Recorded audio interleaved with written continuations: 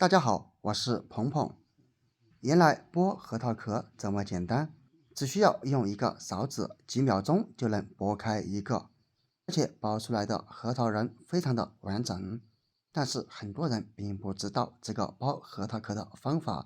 那么快跟着视频一起来看一看吧。核桃是很多朋友都喜欢吃的一种坚果，因为它营养成分特别的丰富。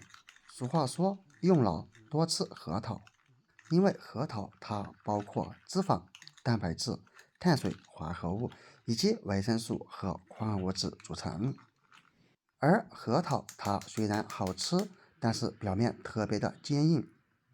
需要吃到核桃，我们都需要将核桃壳给它敲开，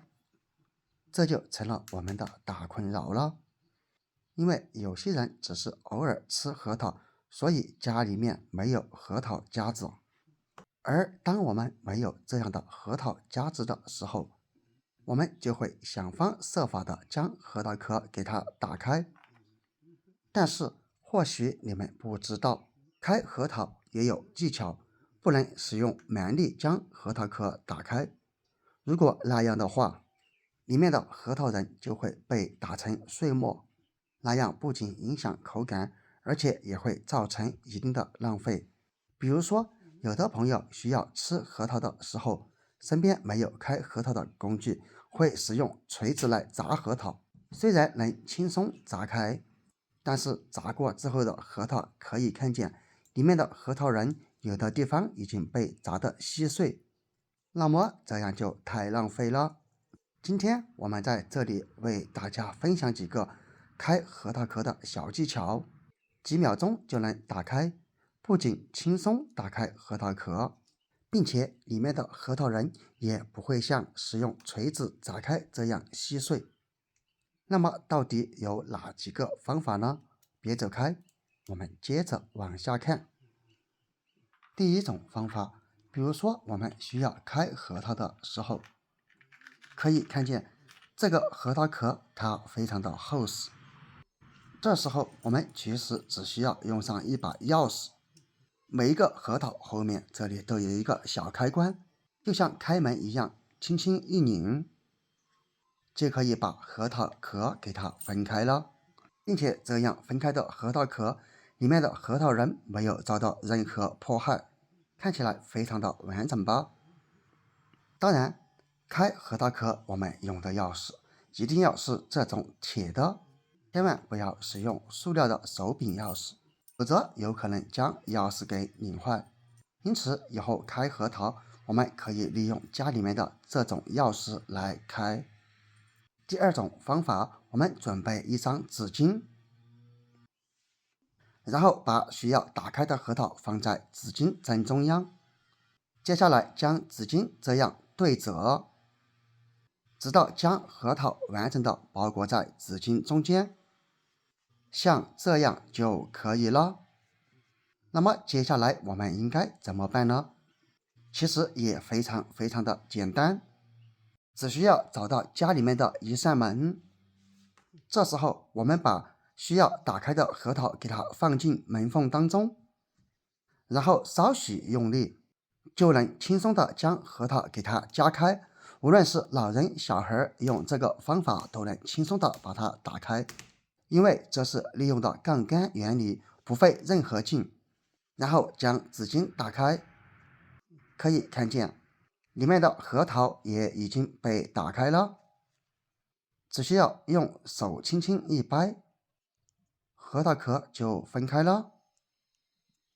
并且里面的核桃仁也并没有遭受到多少的破坏，还是算比较完整，没有那种碎渣。第三种方法，准备一个勺子，这种勺子家家户户都有吧，但是前提是这种不锈钢的勺子，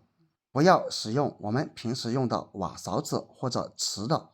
然后把需要打开的核桃拿出来，将核桃给它放在案板上，用勺子将整个核桃这样敲击，敲的时候也需要稍微用力。